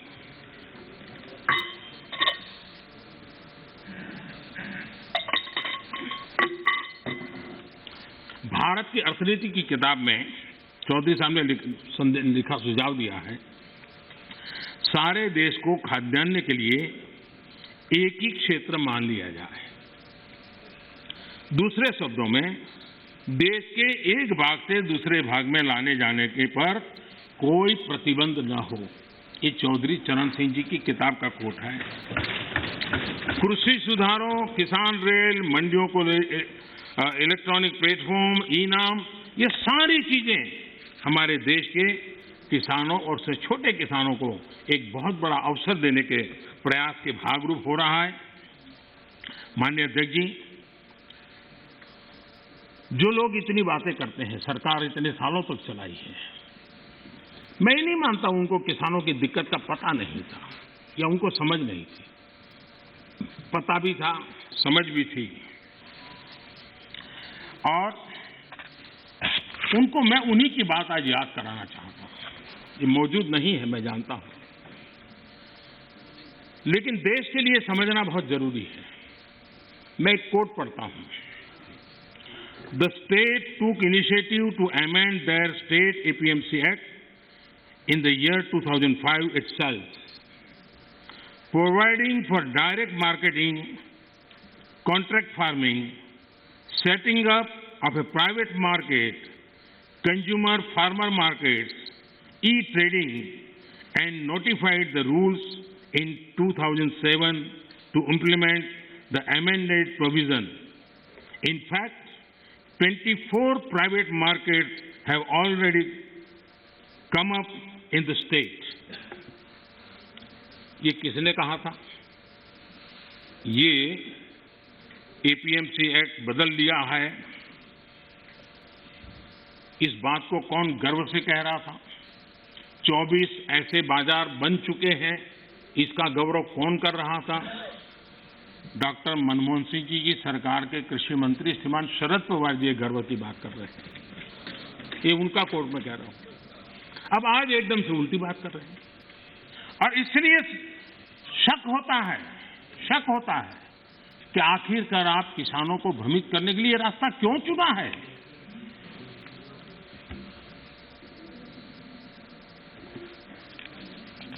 देश की मंडियां चल रहे हैं, सिंडिकेट और कीमतों को प्रभावित करने वाले नेक्सस में के बारे में जब उनको पूछा गया, उनको एक सवाल पूछा था कि ये नेक्सस है मंडियों वालों वगैरह का, तो क्या कहना है? तो शरद पवार का एक दूसरा जवाब है, वो भी बड़ा इंटरेस्टिंग है। उन्होंने कहा था, किसानों के बचाव के लिए ही तो एपीएमसी रिफॉर्म को प्रमोट किया जा रहा है, ताकि किसानों को एपीएमसी मंडियों का विकल्प मिले। जब ज्यादा व्यापारी रजिस्टर होंगे, तब स्पर्धा बढ़ेगी और मंडी में सांठगांठ इससे खत्म होगी। ये बात उन्होंने कही है, और इसलिए मैं समझता हूं कि इन बातों को हमने समझना होगा।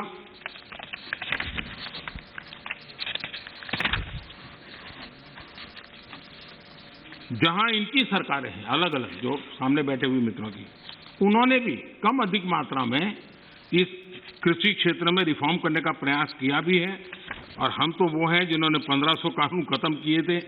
हम प्रोग्रेसिव पॉलिटिक्स में विश्वास करते हैं, हम रिग्रेसिव पॉलिटिक्स में जाना नहीं चाहते हैं, और इसलिए, और भोजपुरी में तो एक कहावत है, कुछ लोग ऐसे हैं, भोजपुरी में कहावत है, ना खेलब ना खेल देव, खेल में बिगाड़ब।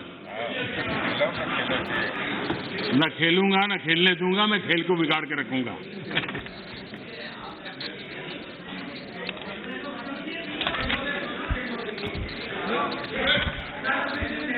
माननीय अध्यक्ष जी, देश का सामर्थ्य बढ़ाने में सभी का सामूहिक योगदान, कश्मीर से कन्याकुमारी तक, कच्छ से लेकर कामाख्या तक, जब हर भारतीय का पसीना लगता है तब जाकर के देश आगे बढ़ता है। मैं कांग्रेस के साथियों को याद दिलाना चाहता हूं कि देश के लिए पब्लिक सेक्टर जरूरी है तो प्राइवेट सेक्टर का भी भागीदारी उतनी ही आवश्यक है। सरकार ने मोबाइल मैन्युफैक्चरिंग को प्रोत्साहित किया, प्राइवेट पार्टियां आई, मैन्युफैक्चरर्स आए। आज गरीब से गरीब परिवार तक स्मार्टफोन पहुंच रहा है।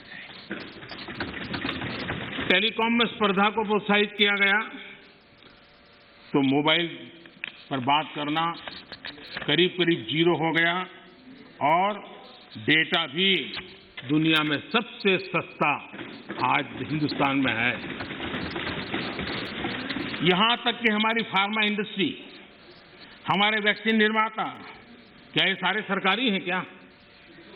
आज मानवता के काम अगर भारत आ रहा है तो हमारे इस प्राइवेट सेक्टर का भी बहुत बड़ा रोल है, प्राइवेट एंटरप्राइज का रोल है और हमें हमारे देश के नौजवानों पर भरोसा होना चाहिए। हमारे देश के नौजवानों पर भरोसा रखना चाहिए। इस प्रकार से कोसते रहेंगे, उनको नीचा दिखाते रहेंगे और हम किसी भी प्राइवेट एक्टिविटी को नकार देंगे। कोई जमाना होगा जब कुछ सरकार करेगी, उस जमाने में जरूर होगा, किया होगा। आज दुनिया बदल चुकी है, समाज की अपनी ताकत है, देश के अंदर ताकत है। हर एक किसी को अवसर मिलना चाहिए और उनको इस प्रकार से बेईमान घोषित करना, उनके लिए गंदी भाषा का प्रयोग करना, ये कल्चर किसी जमाने में वोट पाने के लिए काम आया होगा, आज वो आने वाला नहीं है। कृपा करके हम, और मैंने लाल किले पर से बोला, वेल्थ क्रिएटर भी देश को जरूरी होते हैं, तभी तो वेल्थ बांटेंगे। गरीब तक वेल्थ बांटेंगे कहां से? रोजगार देंगे कैसे? और सब कुछ बाबू ही करेंगे। आईएएस बन गया मतलब वो फर्टिलाइजर का कारखाना भी चलाएगा, आईएएस हो गया तो वो केमिकल का कारखाना भी चलाएगा, आईएएस हो गया वो हवाई जहाज भी चलाएगा। ये कौन सी बड़ी ताकत बना के रख दी है हमने? बाबुओं के हाथ में देश दे करके हम क्या करने वाले हैं?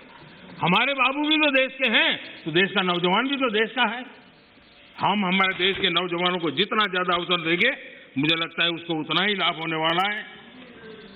माननीय अध्यक्ष जी,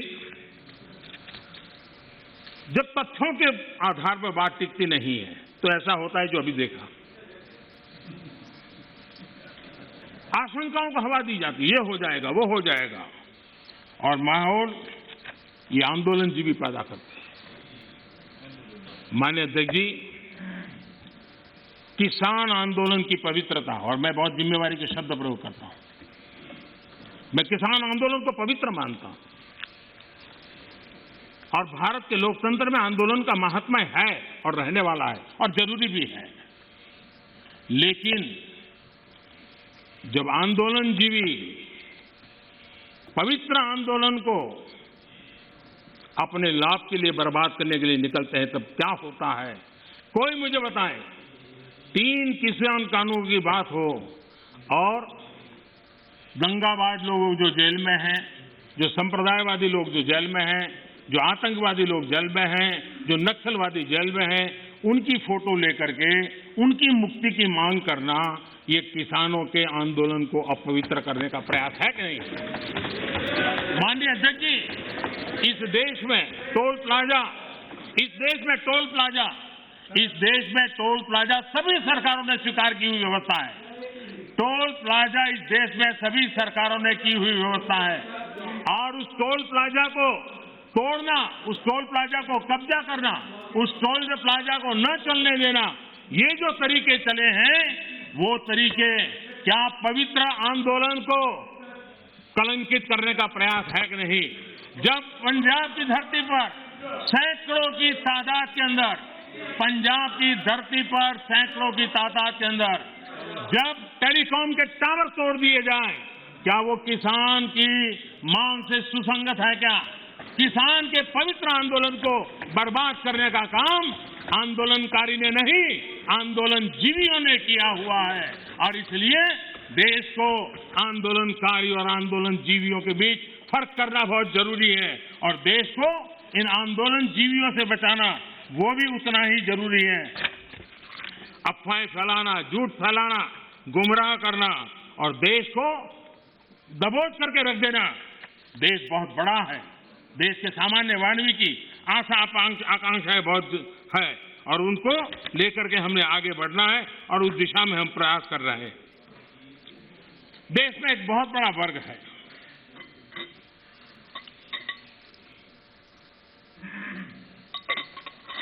ये वर्ग, उनकी एक पहचान है टॉकिंग द राइट थिंग्स, यानी हमेशा सही बात बोलना। सही बात कहने में कोई बुराई भी नहीं है, लेकिन इस वर्ग के ऐसे लोगों से नफरत चीड़ है जो डूइंग द राइट थिंग्स पर चलते हैं। ये फर्क समझने जैसा है।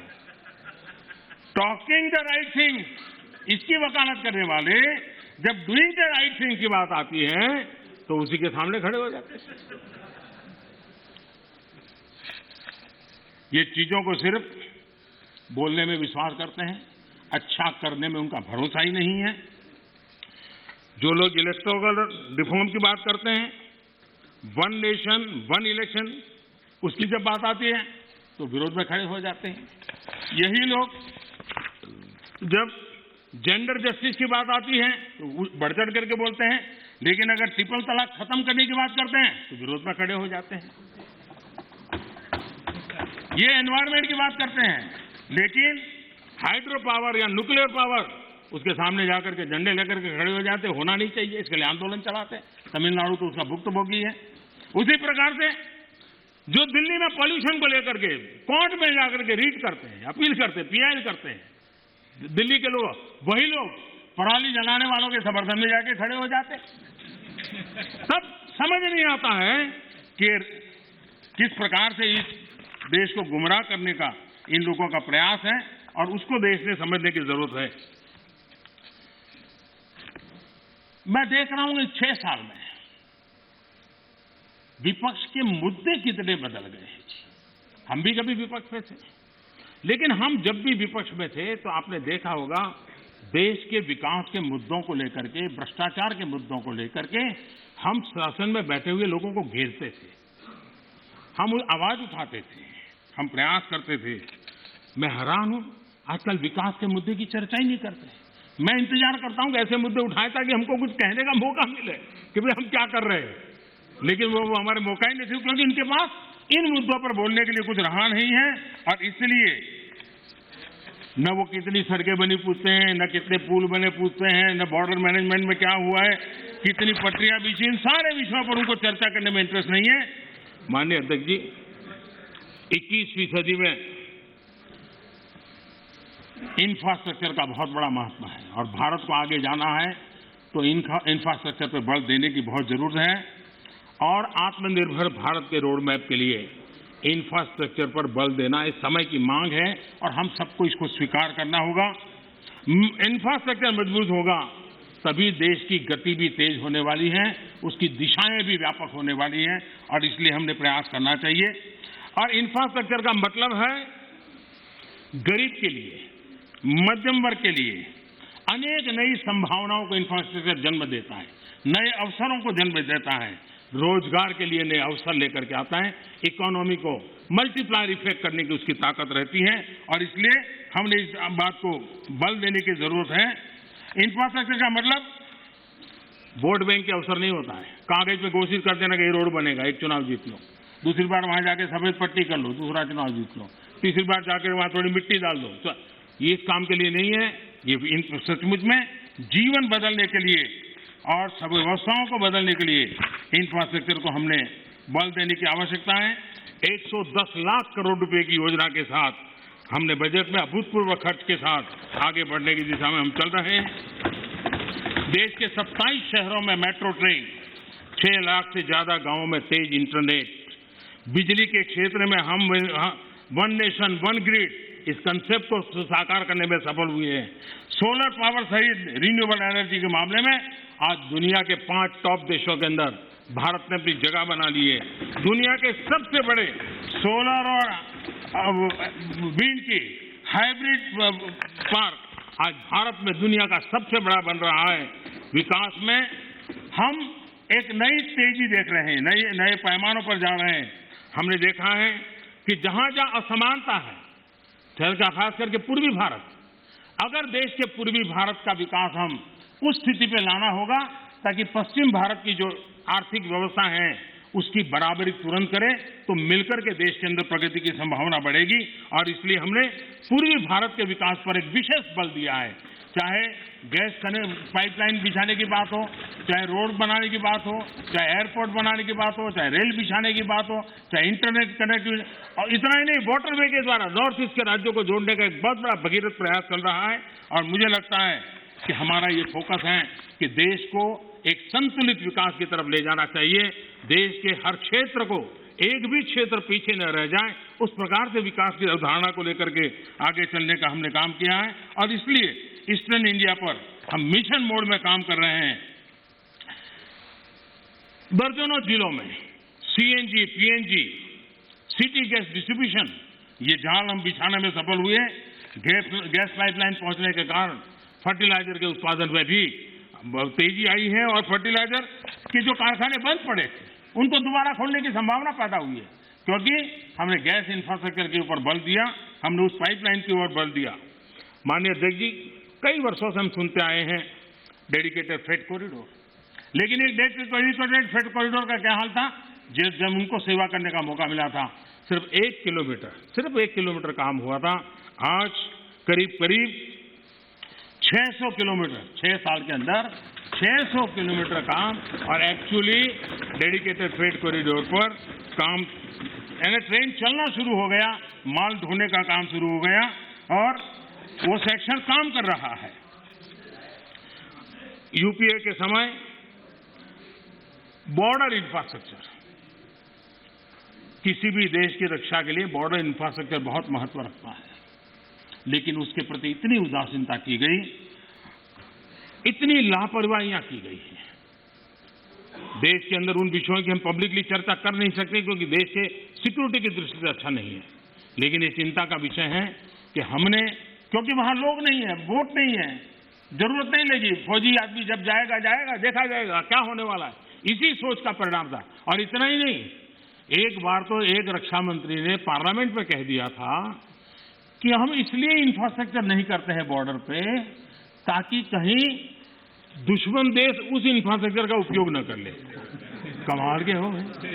इस सोच से इसको बदल करके हमने आज करीब जो अपेक्षाएं और आयोजन था उसका एक बहुत एक हिस्सा बॉर्डर के ऊपर इंफ्रास्ट्रक्चर की दिशा में हमने पूर्ण किया है।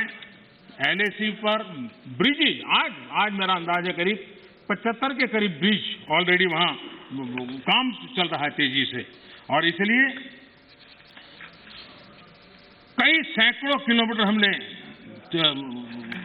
रोड बनाए हैं। और मैं चाहता हूं कि जो काम हमारे सामने था करीब 75% तो हमने उसको पूरा भी कर लिया है और हम आगे भी इस काम को जारी रखेंगे। इंफ्रास्ट्रक्चर के अलग अलग क्षेत्र होते हैं, उसी प्रकार से आप देखिए अटल टनल हिमाचल प्रदेश में, उसका हाल क्या था? अटल जी के समय जिसकी कल्पना की गई, अटल जी के जाने बाद किसी न किसी फाइलों में वो लटका रहा, एक बार छोटा सा काम हुआ फिर अटक गया, ऐसे ही करते करते चला गया। पिछले 6 साल के अंदर इसके पीछे हम लगे और आज अटल टनल काम कर रही है। देश की फौज भी आराम से वहां से मूव कर रही है, देश के नागरिक भी मूव कर रहे हैं। जो रास्ते 6 महीने तक जो इलाके बंद होते थे वो आज काम करने लगे हैं और अटल टनल काम कर रही है। उसी प्रकार से मैं ये बात साफ करना चाहूंगा कि जब भी देश के सामने कोई चुनौती आती है, ये देश का सामर्थ्य है, हमारे देश के सुरक्षा बलों का सामर्थ्य है। देश को कभी नीचा देखना पड़े ऐसी स्थिति हमारे फौज के जवान कभी कर ही नहीं होने नहीं देंगे, करने नहीं देंगे, मेरा पूरा विश्वास है। आज उनके जिम्मे जो भी जिम्मेवारी, जहां भी जिम्मेवारी मिली है, बखूबी निभा रहे हैं। प्राकृतिक विपरीत परिस्थितियों के बीच में भी बहुत मुस्तैदी के साथ निभा रहे हैं और हमें हमारे देश की सेना पे गर्व है, हमारे वीरों पर गर्व है, उनके सामर्थ्य पर हमें गर्व है और देश हिम्मत के साथ अपने फैसले भी करता है और हम उसको आगे भी ले जा रहे हैं। मैंने कभी एक गजल सुना था, ज्यादा तो मुझे इसमें रुचि नहीं है, मुझे ज्यादा आता भी नहीं है, लेकिन उसमें लिखा था, मैं जिसे ओढ़ता बिछाता हूं, मैं जिसे ओढ़ता बिछाता हूं, वो गजल आपको सुनाता हूं। मुझे लगता है ये जो साथी चले गए, वो जिन चीजों के अंदर जीते हैं, पलते हैं, वो वही सुनाते रहते हैं जो उनके कालखंड में उन्होंने देखा है, जो उनके कालखंड में उन्होंने किया है, उसी को वो कहते रहते हैं। और इसलिए मैं समझता हूं कि हमें अब चलना ही होगा, हमें बड़ी हिम्मत के साथ आगे बढ़ना ही होगा। और मैंने कहा, पोस्ट कोरोना एक नया वर्ल्ड ऑर्डर जब हमारे सामने आ रहा है, तो भारत ने कुछ नहीं बदलेगा कि मानसिकता छोड़ देनी होगी। ये तो चलता है, चलता रहेगा, मानसिकता छोड़ देनी पड़ेगी। 130 करोड़ देशवासियों का सामर्थ्य लेकर चल। प्रॉब्लम होंगे, अगर मिलियंस ऑफ प्रॉब्लम है तो बिलियंस ऑफ सॉल्यूशन भी है। ये देश ताकतवर है और इसलिए हमने हमारी संवैधानिक व्यवस्थाओं पर विश्वास रखते हुए हमने आगे बढ़ना होगा और मुझे विश्वास है कि हम इस बातों को लेकर के आगे चलेंगे। ये बात सही है कि मिडल मैन कल्चर खत्म हुआ है, लेकिन देश का मिडिल क्लास जो है उसकी भलाई के लिए बहुत तेजी से काम हो रहे हैं, जिसके कारण देश को आगे बढ़ाने में अब जो मिडिल क्लास का बल्क है वो बहुत बड़ी भूमिका अदा करने वाला है और उसके लिए आवश्यक जो भी कानूनी व्यवस्थाएं करनी पड़ी वो कानूनी व्यवस्था भी हमने की है। माननीय अध्यक्ष जी, एक प्रकार से विश्वास के साथ एक प्रगति के वातावरण में देश को आगे ले जाने का निरंतर प्रयास चल रहा है। मैं राष्ट्रपति जी का हृदय से आभारी हूं कि अनेक विषयों पर उन्होंने स्पर्श किया है। जिनका राजनीतिक एजेंडा है वो उनको मुबारक। हम देश के एजेंडा को लेकर के चलते हैं, देश के एजेंडा को लेकर के चलते रहेंगे। मैं फिर एक बार देश के किसानों से आग्रह करूंगा कि आइए टेबल पर बैठ करके मिल करके समस्याओं का समाधान करें।